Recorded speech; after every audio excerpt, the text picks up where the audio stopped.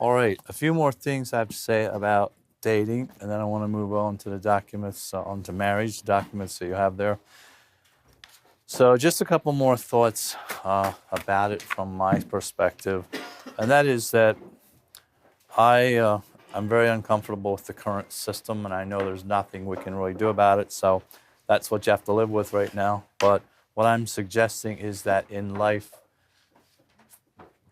you will meet many people, and as you meet people, the most ideal way for me to understand dating is for, like, as you meet people, you'll come in contact with people, and you'll come in contact with other people, you'll come in contact with other people, and you'll come in contact with some people who you will really find congenial and similar spirits and similar wishes and dreams and plans and visions and so on. And when you do, spend a little more time with that person, And if those lives start flowing together, it's a good indication that God has something for you here. Okay, and if you get to know that person better, and most people are not somebody you want to marry, well, then you just sift apart again. Okay, and so this is the way I understand that it should work. So you take what I have to say and make it work for you and your generation. So marriage and dating, some thoughts I wrote down here is that God has a plan. It's not really complicated. We've done a pretty good job of complicating it, but God wants godly men and godly women to come together, get married, stay together for life, have children. But part of this whole situation is as I said yesterday, we've raised a lot of princesses. Unfortunately, we did not raise a prince for every one of those princesses, and that's what we've got to do today. And so if you're a man, that's your task, okay? Be the prince that the princesses are looking for. So they don't have to be afraid of you. They don't have to be worried. They don't have to think they're, risking their life or their reputation by your friendship. So that's the call on our lives, men.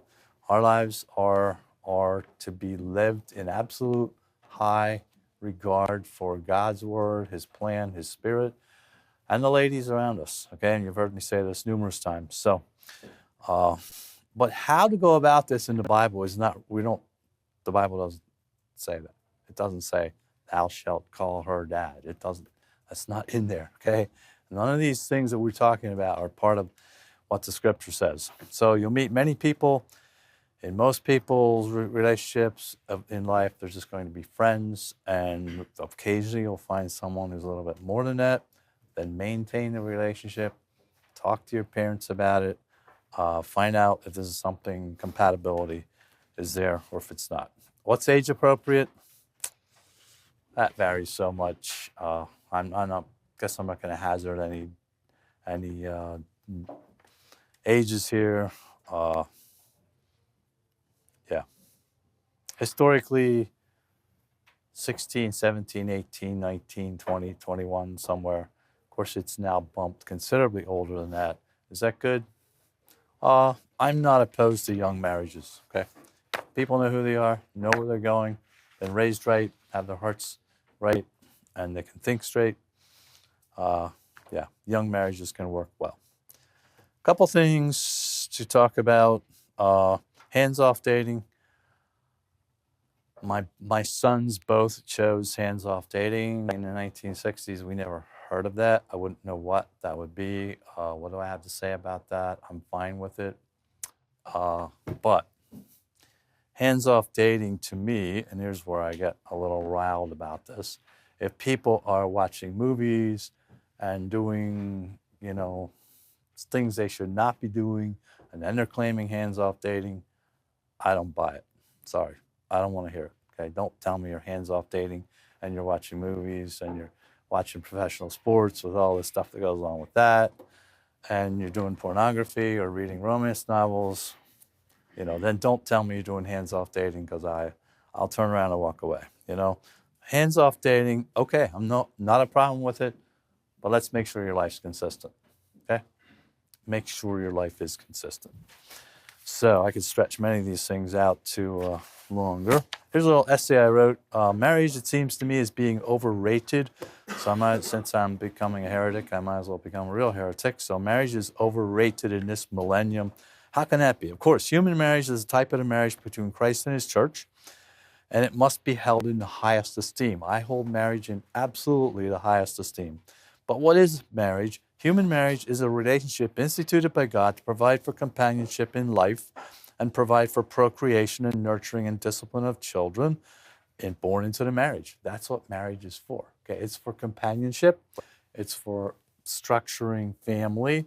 It's for bringing children into the world, discipling them, disciplining them so they become godly people. And as such, marriage is a basic building block of our society. Very important. Marriage is a process in which we as humans cooperate with God to further his kingdom on earth. When marriage is held to be something of an end in itself, it loses its meaning. In other words, when marriage has got to be somehow totally perfect, it really it becomes so sterile that it loses its meaning. Marriages will never be perfect. Am I a perfect husband? No. Is my wife a perfect wife? No. Do we get along well? Yes. Have we raised a good family? Yes. You can do that without being perfect, without having a perfect marriage. We're not going to be perfect. And when you hold this up as something that's going to be absolutely perfect, all of a sudden it gets so sterile that you really can't even touch it without somehow soiling it. We should enter marriage with the direction of and in the fear of God our Father. We should allow him to lead us to and in marriage. We should think of marriage as a way through which God has chosen to bless us, the church, and the world. When we think that way, we can place the difficulties that come in proper perspective. Our expectations become realistic. Okay? The expectations are realistic. There will be problems. There will be disagreements. We want to become the godly person God's called us to be so that we can then be the godly person he's called us to be in the marriage. Okay, we'll talk more about that.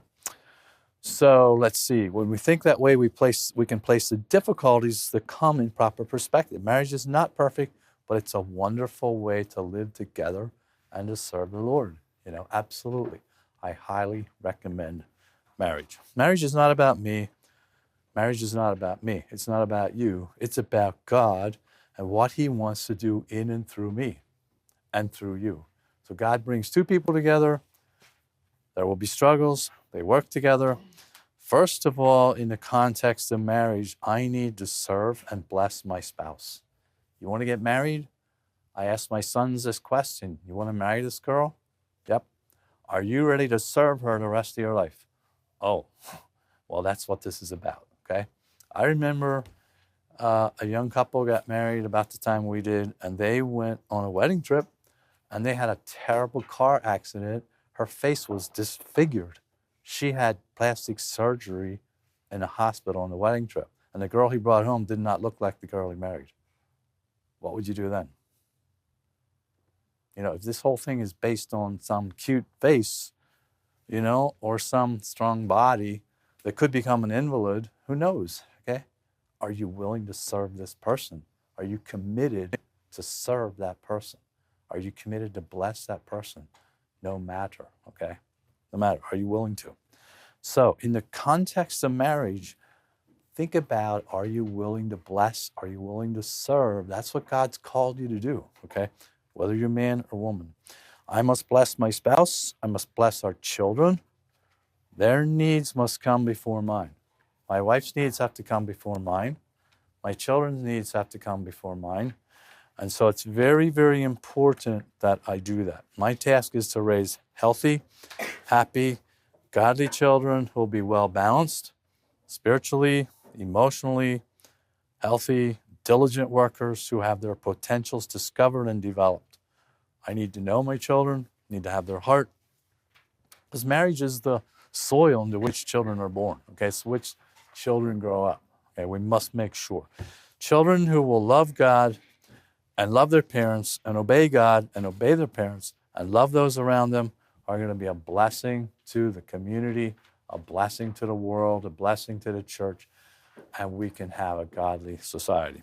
When marriage is overrated, which I think it is today, people demand that marriage be serving them as individuals. Well, I thought when I got married that he would bring me flowers every Friday night. Well, okay, well, that would be very nice. I hope it happens, but what if it doesn't, I thought, when I married this girl, she'd never gain any weight and she'd always be the cute little princess. Well, uh, you know, she's had 3 babies, think about it. Are you giving her time to do some exercises, or are you demanding that she be working all the time? Just think about life. Think about the expectations. Marriage is overrated, and we think we're going in there, I'm going to marry this person. This person's going to just serve me, and I'm just going to be this wonderful, special person. Marriage takes a lot of gratitude. I thank my wife for making breakfast. I thank her for sleeping with me after 45 years. It's a blessing. Is it a blessing? It is a blessing. Be appreciative. Think about it. Think about it and thank your spouse. Don't make marriage something that's going to serve you, or it will destroy both of you. Okay? Demands on the other person. So it's not 50-50. It's not 60-40. It's 100% of you and 100% of the other person. And the other person doesn't give 100%. You still give 100%, or maybe 110. Okay? So in this way, marriage really can work. So I cannot allow this to focus on myself. I have to think in terms of being God's servant and focus on the expectations and needs of my family. The truth is, most of the time, my needs have to be set aside. Most of the time, my needs have to be set aside. Okay? Can you live that way? And I need to find out that meeting the needs of the persons I love is the way that brings joy to my life. Okay? And so some of us were talking at lunch yesterday, and that's what I was telling some of the young men there. Okay? You get your joy from blessing her. That's what should bring joy to your heart, to your life. Not because she's done something really special for you, which hopefully she will. Absolutely. Hopefully she will. Hopefully she'll want to. But your joy should come, as a man, should come from bringing joy into the life and heart of your spouse and into the lives and joys of your children. That should be your greatest joy. So I think that pretty much wraps up what I have to say there. And I think we will go on then to your paper called Early Marriage Considerations. So moving from dating into early marriage. So you should have a paper there that's got front and back 11 points, I think. Is that right? So let's take a look. What is marriage about? What's early marriage about? Marriage is a blending of two lives into oneness. I was recently thinking about oneness. Paul tells the Romans, whether we live or die, we are the Lord's. God has this big universe. It's really one, okay? Whether you live or whether you die, you belong to God. That's a pretty impressive statement, isn't it? That Paul tells the Romans, whether you live or die, you belong to God. In other words, God's universe is something of oneness. And whether you live in this life or whether you die, you're still alive when you die. You're still spiritually alive when you die. Your spirit is alive. And so there's a oneness that we experience in marriage. In dating and marriage, we learn to experience a oneness. That's the kind of oneness that God is, that you can't get away from. Okay, it's a oneness. It's blending two lives into one. And that's why he says that the two shall be one flesh. And whatever God is joined together, let not man put asunder. Did I read that someplace? Okay, everybody's still with me. It's God's idea. Marriage is God's idea. He doesn't tell us exactly how to do it. There's no place in the Bible that says, here's how you get married. No place in the Bible says, here's how you date. There's no place in the Bible that says, here's the way a wedding ceremony should be performed. There's nothing like that, okay? That's something we put together to show that marriage is a commitment. We know it's a commitment, okay? I didn't think about looking at this, but let's take a look at Proverbs. It's in Proverbs and it's also in Malachi. Let's look at the one in Malachi. Malachi 2. In this class, I don't spend quite as much time on marriage as I do in the sociology class, but there's some things important to say about it. And in Malachi chapter 2, that'd be the last book of the Old Testament, Malachi chapter 2, and in the last part of that verse, like Malachi 2:14b, yet she is thy companion and the wife of thy covenant. Marriage is a covenant, okay? Marriage is a covenant that we make between two people. It's Malachi 2:14, the last part. Marriage is a covenant. We know that, so we need to find some way to make a covenant, and that's why we have weddings in which we have witnesses who were there to say, yes, I was there, and they sign your paper, and the preacher signs your paper because the preacher is the authority of God. When you make vows, you're making the vows to God. You're making the vows to each other. And by the way, I wasn't thinking about saying all these things, but when you make marriage vows, sometimes people write their own marriage vows, right? Is that okay? Sure, that's fine. But the minister in charge must make sure that the marriage vows are not just between two people. You need to also make sure the marriage vows are between the people and God. They are between two people, in the presence of witnesses, making a covenant, but the vows are also to God. Okay? And they're unbreakable vows. So, it's a way to become one. It's God's idea. It's our blessing. It's to bless us. It's a covenant. God has a plan. This is his plan. He made one man and one woman. Okay? Is that right? Sometimes I ask classes, how many men did God make? One. He didn't make one man and three women, did he? Nope. Didn't make one woman and four men, did he? Sometimes the most basic, simplistic things are the most profound. He made one man, one woman, Adam and Eve, as somebody said, not Adam and Steve, so it wasn't two guys, it wasn't two girls, There's a plan here. God has a plan. It's so utterly simple, okay? And we need to get this into our minds. Our opportunity to serve and bless each other. You're going to marry this person? Think hard about it. Be willing to bless that person. Healing experience as we accept each other unconditionally. Marriage is designed to heal people's hearts. You should bring as much healing as possible to marriage.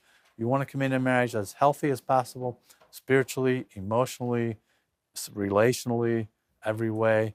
But we all have bumps. We all have injuries.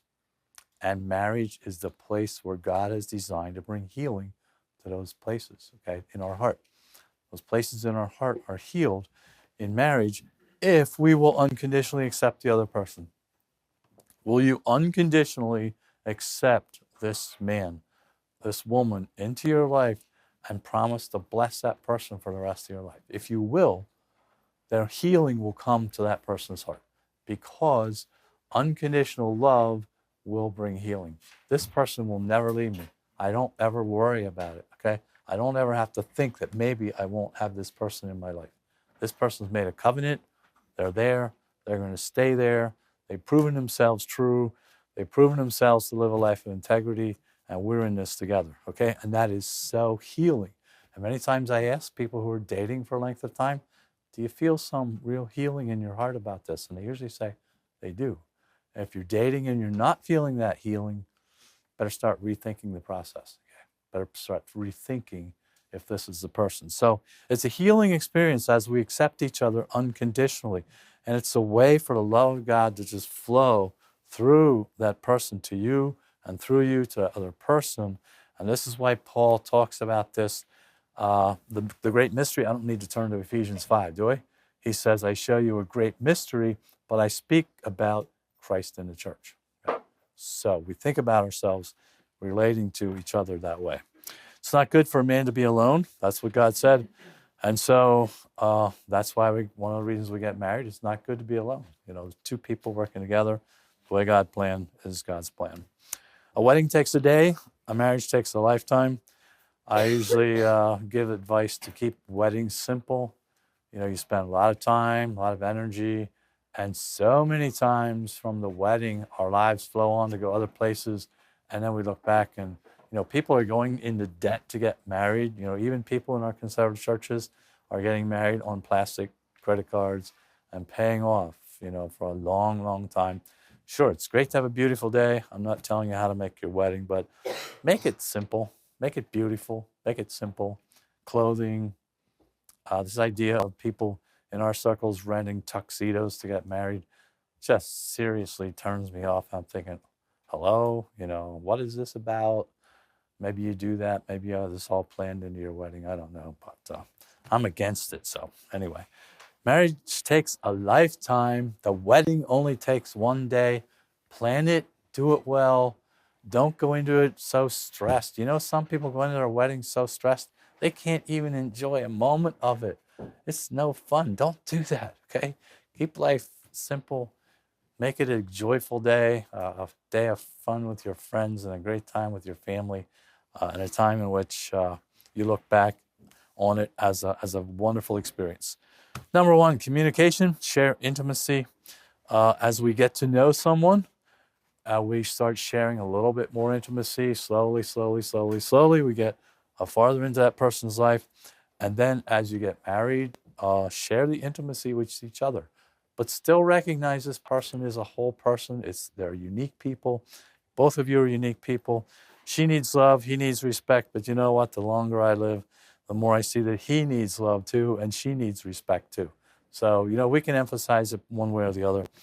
Don't give people the silent treatment.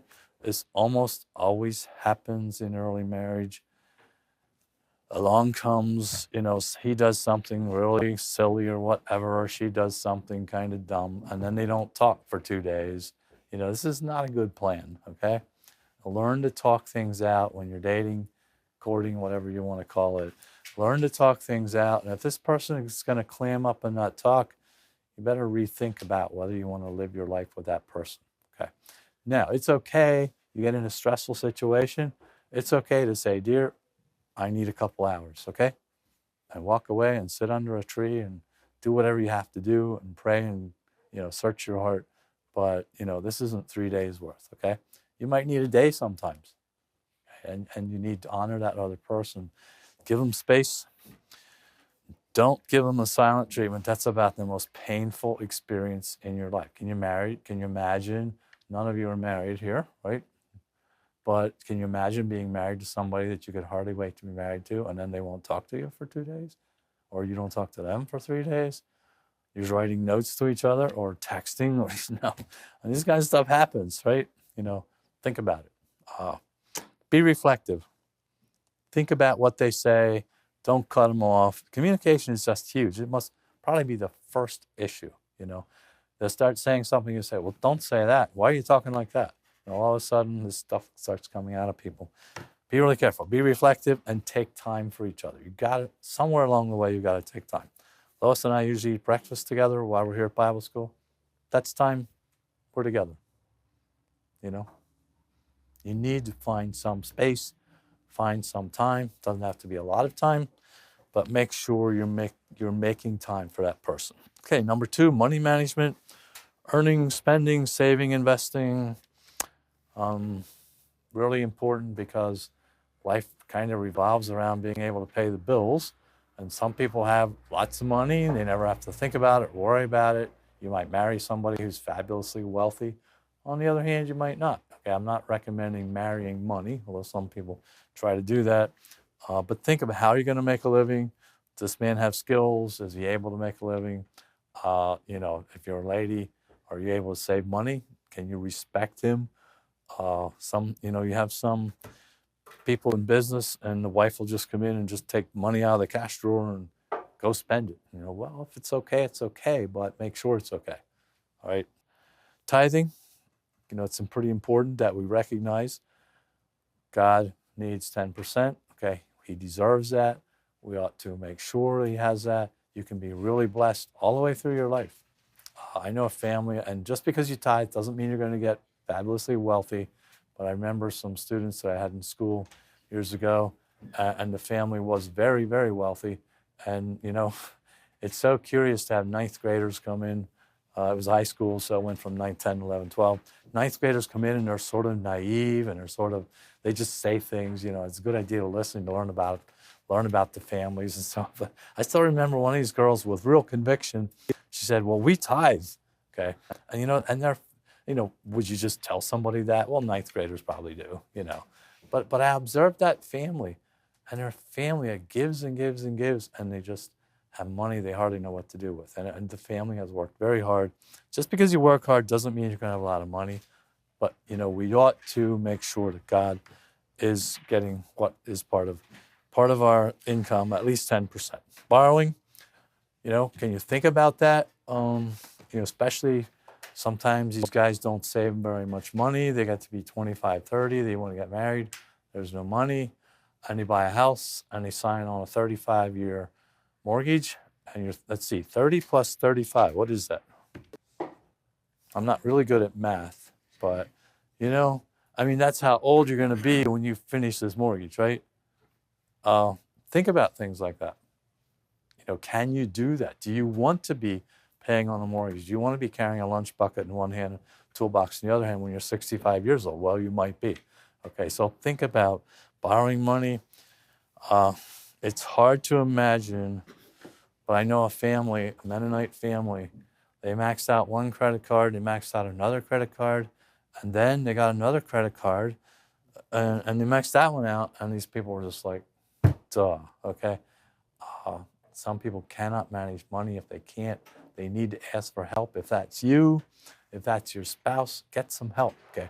Don't wait until you have 3 credit cards maxed out and you're paying 22% interest, because it will sink you, okay? Unless you've got a gold mine someplace. So think about money. Agree together on money issues.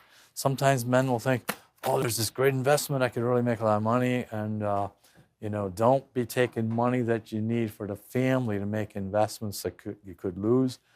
Get your wife's advice on it. She might not know all the details you do.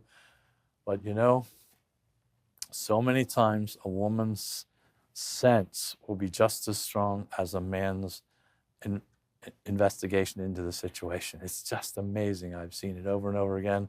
And I'm not saying that it's always going to hold out, but make sure you're a man, make sure your wife is okay, what you're doing with this money.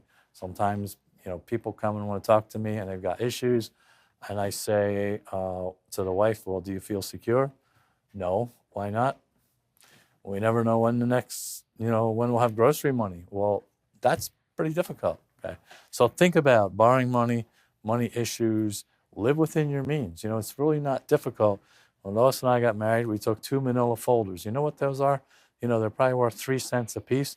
We wrote on one unpaid bills and the other one paid bills. So a bill comes in, you put it in the unpaid bill. This is really complicated, folks, but you put it in the unpaid bill folder, and then once a week or whatever, you get your checkbook out and you balance the checkbook, and then you put them, once they're paid, you indicate paid, and then you put them in the paid bill folder, There are people who can't do that. Do you know there are people who can't do that?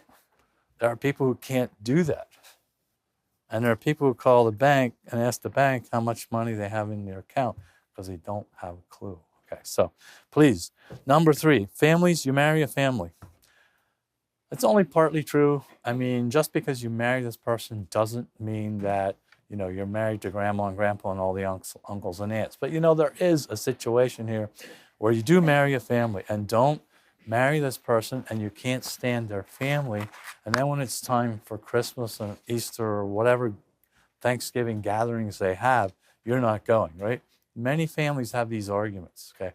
I am not going to your mom's house for dinner, okay? I will not go to Uncle George's place for Christmas this year, think about these things.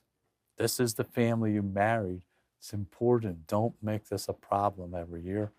And if there's some trade-off, we go to their family this year and our family next year. Make some way of doing this that's compatible, okay? You do marry a family. Time for visits, parental involvement. So many times the parents want to run the new family. The wife's parents want to run it, or the wife's mother wants to run it, or the dad wants to run it. Maybe dad's got money, the new husband doesn't, and so dad's handing his daughter money, behind the husband's back. It's not the way you build good, healthy family relationships, okay? It's okay to help them out, but think about the fact that there's going to be families involved, parental involvement. Your parents-in-law will love the grandchildren. They will love you, hopefully. And think about keeping those relationships really, really strong, okay? Number 4, household responsibilities. Meals. Who makes meals? Well, I guess most of the time she will, at least most of the time. We were just out to eat with some friends. Well, we didn't go to a restaurant. We went to their house this week. and we have some friends that live up the road here a little ways, about an hour's drive. And he made supper because he was grilling outside. It was a little chilly actually on Monday evening, but we were standing out there grilling. It's okay, it's okay if he does that. But do you have some idea of who's going to do what? Are you going to can and freeze things? Maybe your family always had this big day when you canned peaches and froze corn with the whole family, but she doesn't do that. She always buys it at the store, right? And you go into the marriage expecting she's just going to do this, and you bring a pickup load of corn home someday, she's liable to hop on her bike and take off, And so, what about mowing the lawn? Who mows the lawn? You get some people get married and his mom always mowed the lawn. Well, who do you think he thinks is going to mow the lawn? He thinks she's going to mow the lawn. Well, maybe she thinks he's going to mow the lawn. Can this be any crazier? What about trimming the bushes? Well, my dad always trimmed the bushes. Well, no, my mom always trimmed the bushes. So I thought you would trim the bushes. And this one family. I know this guy's a computer programmer and he does everything just about so. And he married this farm girl, and so they lived in rent someplace, and then they bought their house, right, with a nice little yard, and so she mowed the lawn. Well, she mows the lawn around, blowing the grass everywhere. He comes home and he's like, "Hello," He gets the lawnmower out there, he rakes the lawn, and he mows it this way, like. It's like a big blow up in the family, and they're just married a year or something like that. I know you think it's silly, but I'm telling you this because you may get there someday. So think about it, communicate it, talk about it. Shopping, some ladies want to go shopping by themselves when the men's at work, and some ladies are waiting all day for you to take them shopping. And you're dutifully pushing the cart around through the, trying not to knock over the pile of Nabisco crackers or whatever. Some ladies think their husband's going to take them shopping. That's how her dad always did. Why wouldn't you do that? Can't you understand that's part of what a man does, right? So, just think about all these silly things that make no sense at all. And all of a sudden, you're looking across the table at somebody, you wonder, I thought I knew this guy, and now I don't think we ever had a formal introduction or something. So, anyway, laugh now, okay? And don't call me 5 years from now. Right? Get out your papers and say, "See, hon, right there." You're supposed to. I made a mistake on my notes. I should have put a place down here, a sign on the bottom line.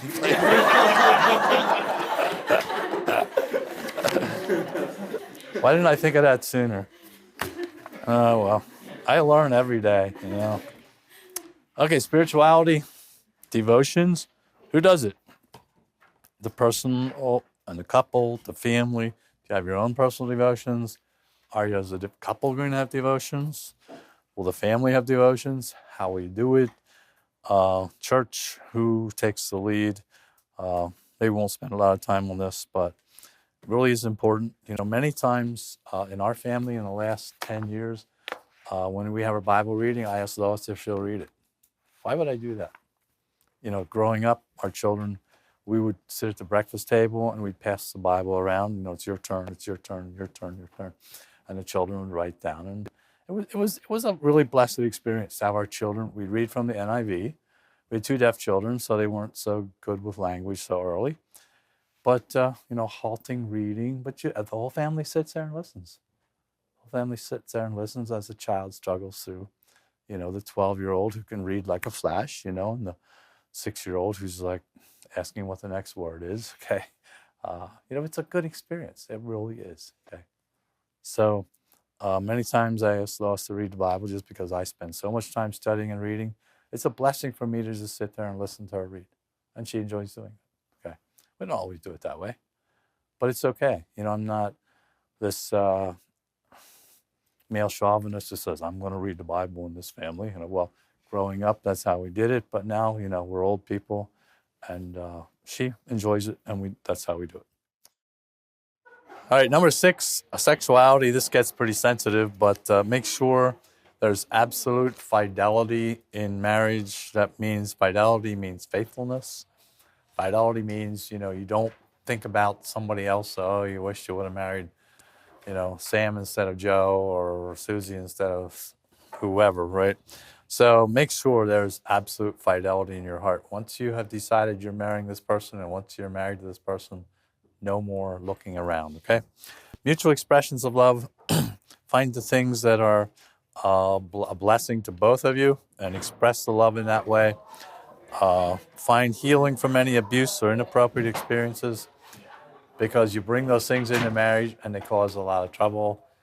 And if you don't get healing from them, you're going to be dealing with them a long time, okay? So I want to make sure that you have healing from abuse or inappropriate experiences. Many times you get abuse that carries over into marriage, and the abuse then causes a lot of difficulty and sexual issues in marriage. We learn things by association, okay? And if you've been sexually abused and you get into marriage and then the sexual relationship of marriage reminds you of the abuse, it takes a long time to bring healing into that many times, but you can. If the other spouse is very kind, very gentle, very caring, we learn things by association. So we learn caring, we learn love, we learn gentleness, we learn respect by somebody caring about us. And so sexuality is very, very critical in marriage, of course, something most people look forward to, but at the same time, it's something that can cause a lot of difficulty. Non-sexual touching and communication is important for men and for women. As you think about marriage, you get into marriage, it's important that at all times, men especially, that you show your wife touching that's healing and appropriate, and don't always think that touching has some sexual implication, because it should not.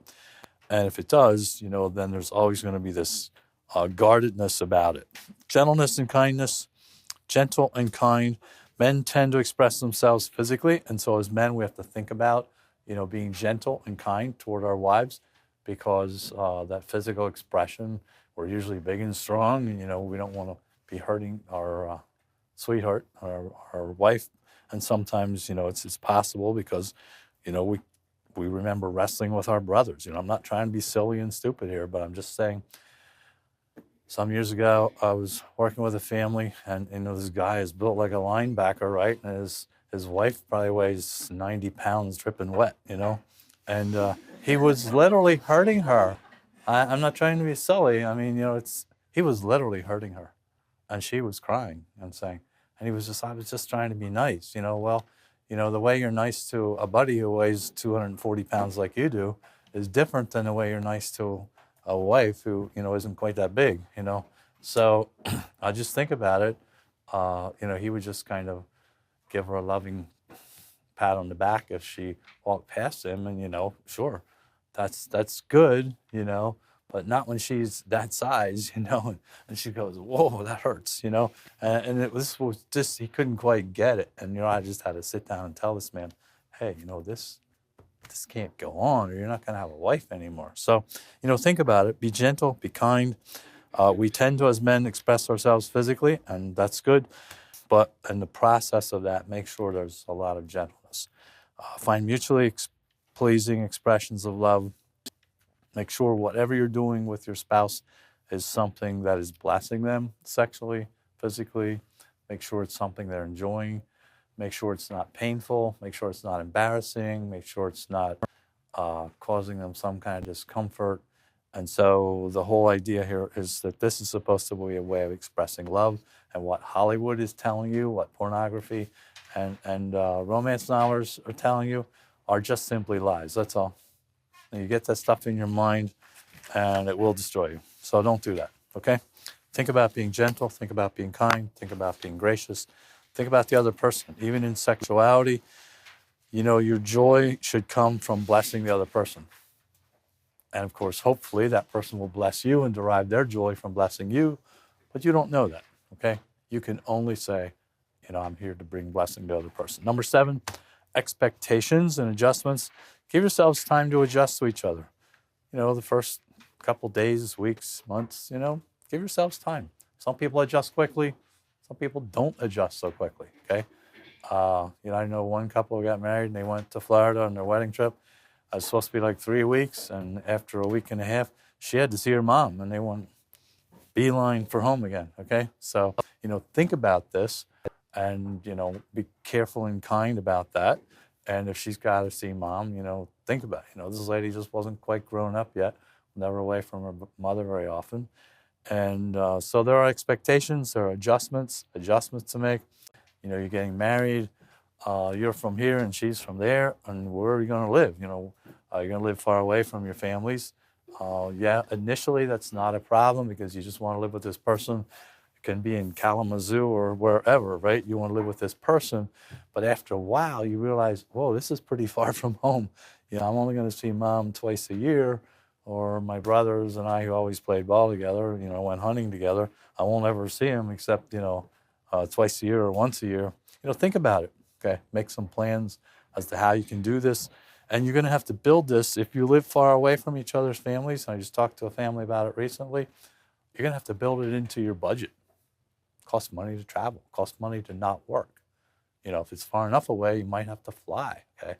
And flying, of course, takes a lot less time, but it takes a lot more money typically, okay? Especially if you get 5 children, even 3 children, and that's a lot of plane tickets. So think about those things. Think about expectations, the adjustments, be kind and forgiving for each other, respect individuality and privacy. Sure, you're married, and sure, you're going to live in the same house and use the same bathroom and all that sort of thing, but you're still individuals, okay? So respect this person. Don't just throw their clothing all over the place, and don't just, be disrespectful in some way. Don't expect your wife's going to pick up your stuff like your mother did. Some guys come in the house and they start undressing, and there's a trail of stuff from here to the bathroom. There's shirts and socks and undershirts, and hello. This is not really a cool idea. So think about it. Respect her privacy. Respect the fact. I remember right now, I'm remembering a story where this guy really didn't take very good care of the house, and his wife's always picking things up. And they had some of his friends over or something, and he had made a mess in the house. Just throwing stuff around, and she didn't pick it up. And so here comes the friends, and he's meeting his friend, and she says to these people coming in the door, the house looks a mess, but that's how my husband likes it. And so, so I'm not recommending that that's exactly a good ploy, but at some point along the way, this lady had to do something to get this guy to pick up his socks. So think about it. Share your needs with each other. Don't dominate. Many times you'll get a wife who completely dominates, or a husband who completely dominates, and the other person totally loses their identity. They totally lose their personality. Doesn't even show, right?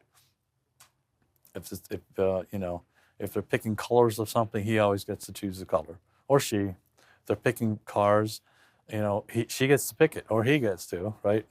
I remember buying a suit one time. I went to the goods store, and I said, I'm looking for a suit. And this is a good store, right? A Mennonite store in Lancaster County. And the guy said, you're looking for a suit? Where's your wife? I said, no, she didn't come along. He said, I don't know how to sell suits to men. I sell suits to ladies, And it wasn't behind my wife's back or anything like that. The school was very close to good stores, so I left. And I wasn't going to buy it, but I was going to look and take her along when I did buy it. But, he had learned over the years, and he'd been selling stuff for a long time. He's an older man.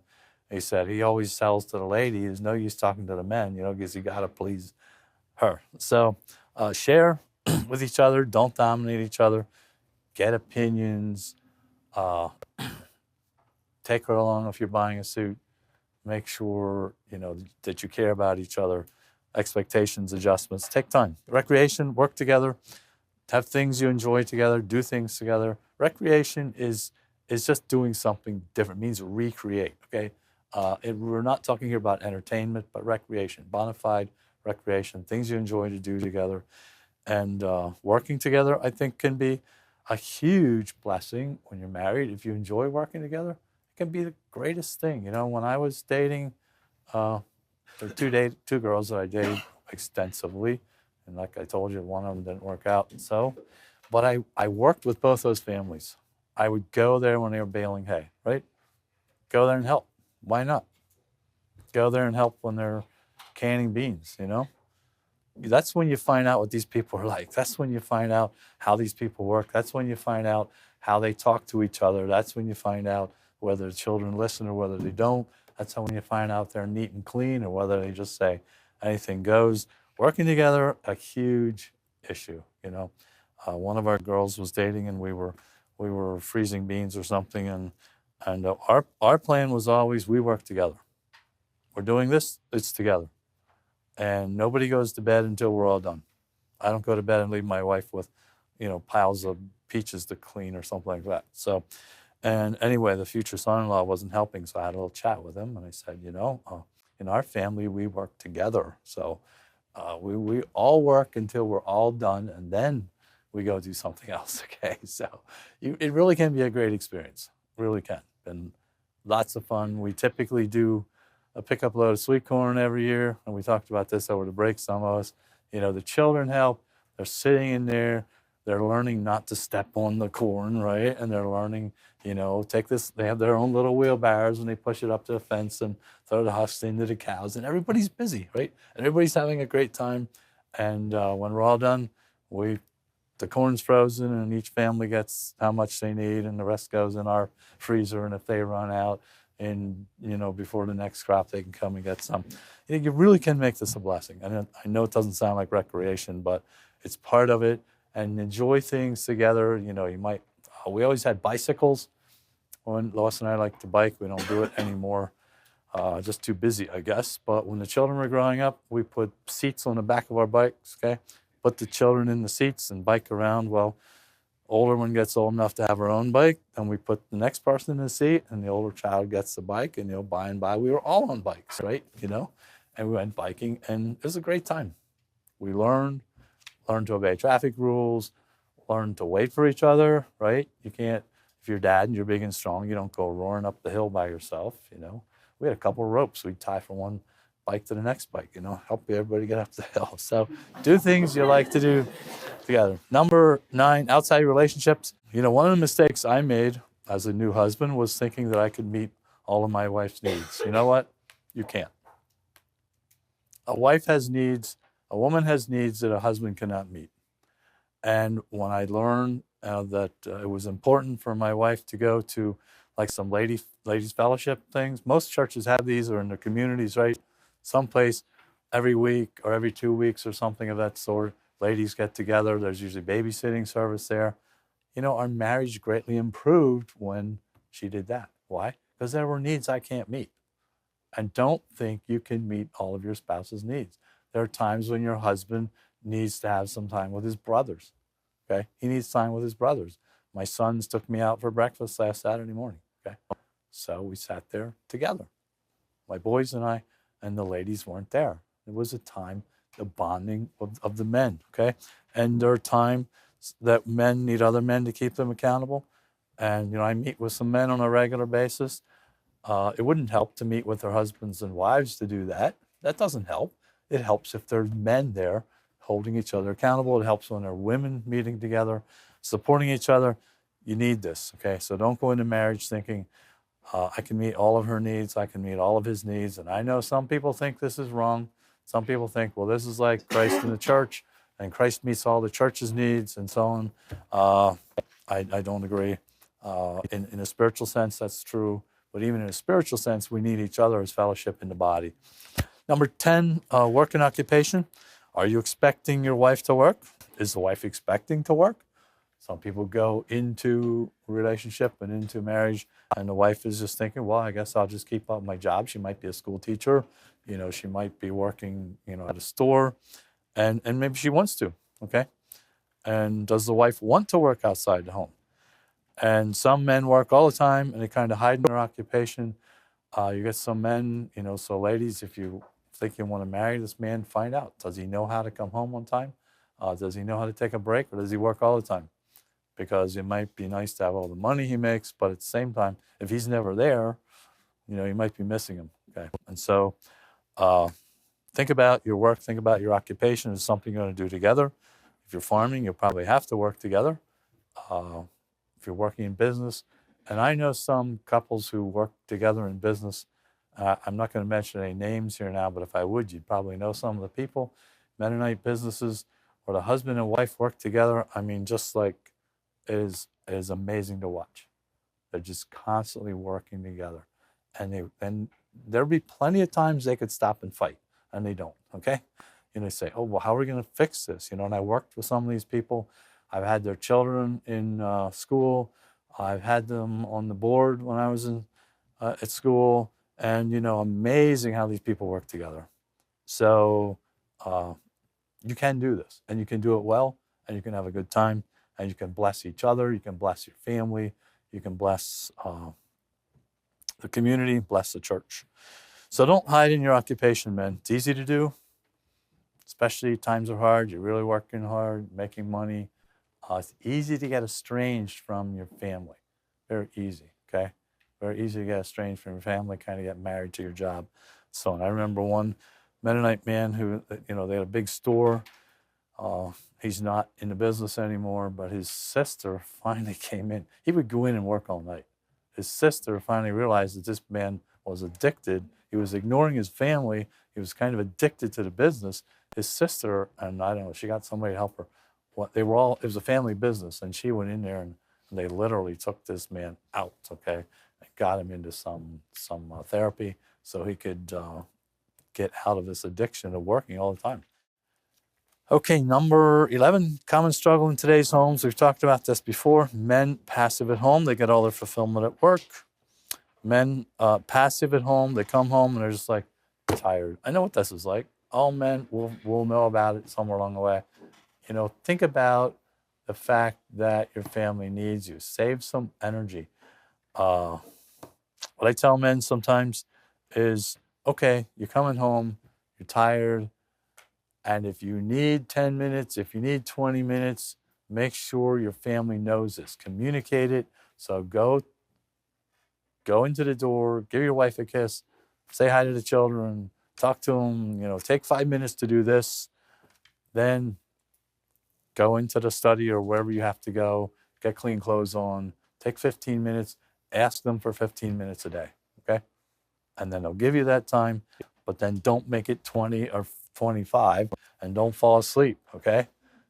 Take the time you need, take the break you need. You need a break many times to make that transition. And some people work at home, right? I have friends who do computer work right in their house. Well, it becomes a real problem because if the children are misbehaving and, you're just across the wall, you can hear what's going on, right? And your wife's knocking on the door and saying, I need help with Junior, right? And so on. And so, those men have a difficult time. They might be right in the middle of a program or a telephone call with an important client. What are they going to do? All of a sudden say, excuse me, sir, I got to go paddle my son, or something like that. Probably not a good plan. So, we need some space in there. Some of us might work an hour from home, and that's a long time. There's a time to debrief, but sometimes you're just walking from the barn to the house, right?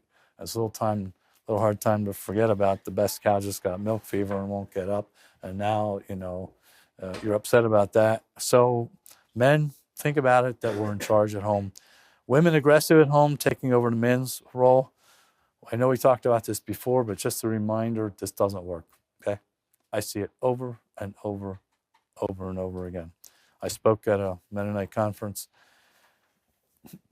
2 weeks ago, and I mentioned this. I said a couple concerns. They wanted me to talk about what's going on in the Mennonite church. Historically, I said, well, I have a couple current concerns, and this is one of them. And there were a couple men out there who do counseling, and I saw them nodding their heads. I said, this is what's going on. Aggressive women, passive men, children angry, manifests as hostility, moral problems, depression, apathy, and so on.